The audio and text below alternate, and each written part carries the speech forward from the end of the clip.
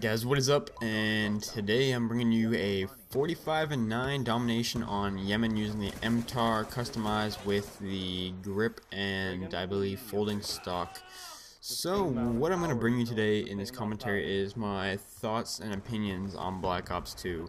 Now I pretty much waited pretty close to a full week to give my so-called thoughts and opinions.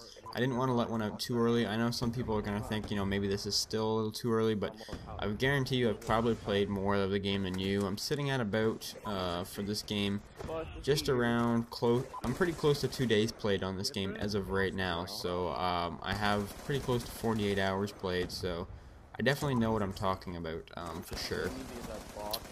So, when I first got this game, I was extremely disappointed with it, and I was extremely frustrated with it as well at the same time, just because the lag compensation on the Xbox was absolutely horrid. I'm not sure how bad it was for the PlayStation. The hit detection, you would be shooting a guy for like 3 bullets, and then he'd kill you in like 1, and you'd just get dropped after putting a whole clip into a guy, and that was pretty much the biggest complaint I had overall. Definitely some glitchy things that I could bring up as well. I can't think of all of them right now. I fell through the map a couple times on release day. What else was there? I had I called in Chopper, like one of those remote controlled ones that do like the work for you, stealth chopper, and started shooting at me the whole time, killed me about 6 times, just small glitches like that.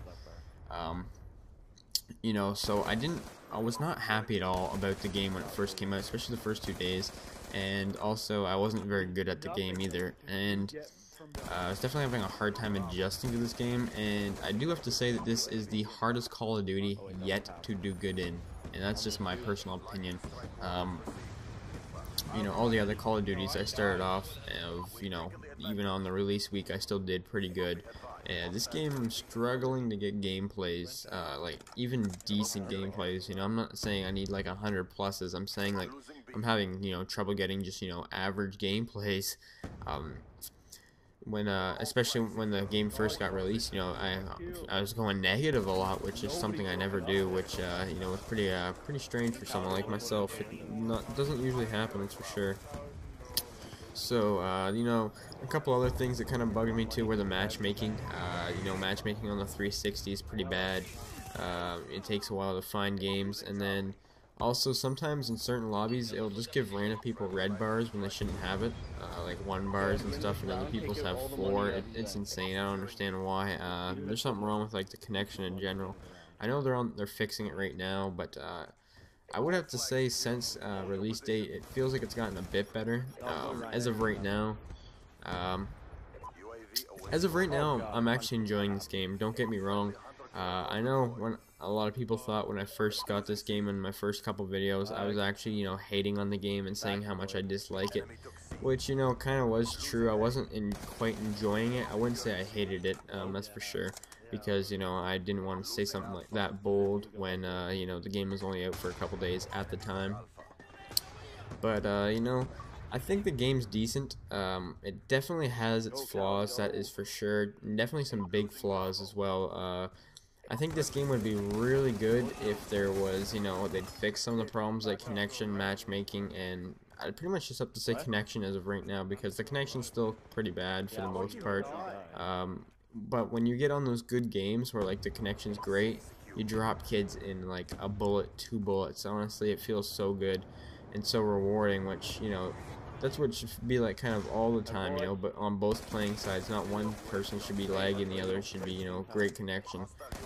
I don't know what it is with the connection, they screwed it up, whatever it is, but I hope they plan on fixing it soon. Definitely more playable than it was at the start, and that also has something to do with me getting used to the game as well. My opinion on the maps in this game they're not very great, and I know it's kind of another negative thing, and people are going to be like, well, Chris, how can you say you like this game if you just keep complaining about things? Well, it's easy to spot the negatives and not the positives. There is sure certain maps that I like in this game that I like, but for the most part, most of these maps actually I'm not a huge fan of. This map, Yemen, is actually one of my I guess you could say favorite maps in this game. It's definitely a really good domination map for sure, and Yeah, I'm not. They don't feel like Treyarch maps to me for some reason. I'm not sure why that is, but just something about these maps just don't feel like Treyarch made them. But you know, some are good, some are really bad. Like Carrier's absolutely horrible. I extremely dislike the map. I didn't like very many Modern Warfare 3 maps, but I definitely like more Modern Warfare 3 maps than I did Black Ops, which is kind of surprising. Never thought I'd end up saying that. But yeah, Carrier's horrible. What's that other one that I freaking hate too? Even Hijack, the one on the boat that everyone likes to play. It is not a good map, really. It's got horrible spawns, and that's actually something else I forgot to mention. The spawning's pretty bad, especially since I've been playing Headquarters a lot. Headquarters has the worst spawns out of any game mode in this game. I guarantee that. If you play Headquarters at all, if you played it for at least an hour, you know that they spawn right behind you like 100% of the time, like they honestly do.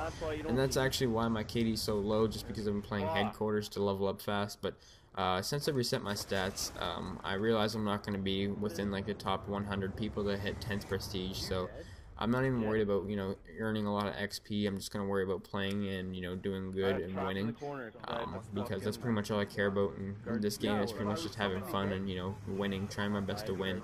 So leveling up as fast as I can is no longer a priority. In the past Call of Duties, when they first got released, I was really big on, you know, as soon as the game gets released, I'm, you know, trying to get the highest prestige as quick as possible. Which Modern Warfare 3, I was definitely within like the top 50 people to get 10th prestige, and as well in Black Ops, you know, I think I was one of the first people prestige in that game, you know. But this game definitely, you know, people beat me to it. You know, also including, you know, so many people got the game early this year. Ridiculous amount of people got the game early. And, you know, there's just no way to compete with them. You know, some people are already 4th and 5th prestige. It's ridiculous. So there's no point even competing with that, that's for sure. I actually forgot to mention something that, you know, is actually going to be what I'm talking about next in this video, is the kill streaks. Or I guess you could say the point streaks / score streaks. I like the score streak system for sure. Definitely a good system. I think they implemented it well.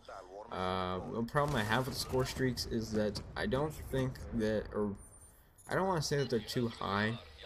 It's just, I don't know, the higher ones are too hard to get. You know, they're like getting Moabs, and I don't think kill streaks that high should be worth it.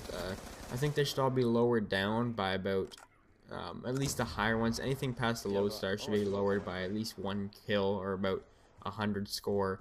That way, you know, it's a little bit easier for at least myself to do it, because I know I haven't seen very many other people get the kill streaks either. So, you know, definitely lower them just a little bit. I'm not asking a lot, to the point where, you know, everyone's going to be getting one like every game, or the whole entire game's going to be orbital VSATs. You know, I'm not asking for that. I'm just asking, you know, or well, I'd appreciate if they were a bit lower. Obviously, that's probably not going to happen now, but that's just one thing I'd have to say. What guns I've been using? Someone actually commented that on my last video. I think it was my boy Ralph, who also asked, when am I getting this for the PlayStation? I'm getting this for the PlayStation as soon as possible. Hopefully within the next couple of days of this commentary. I'm not neglecting the PlayStation, really. I just don't really have like the keen eye to play it as much as the 360 as of right now. But if I can get the copy, I definitely will for sure, because I like playing with my PlayStation bros. But yeah, the question I saw in my last video was actually something I want to cover in this video too, was what gun have I been using? I've been using the MTAR a lot. I've been using the M8A1, which is probably the best gun in the game for the assault rifle category. I think submachine guns kind of dominate in this game for sure. So I've been using the goddamn, it's called like the MP like something, I don't know, the MP submachine gun. I've been using the MP7, and yeah, I'd say those were pretty much the two, pretty much the main submachine guns that I've been using for the most part. But other than that, guys, this video's wrapping up. I just want to let you guys know that, you know, I am enjoying the game.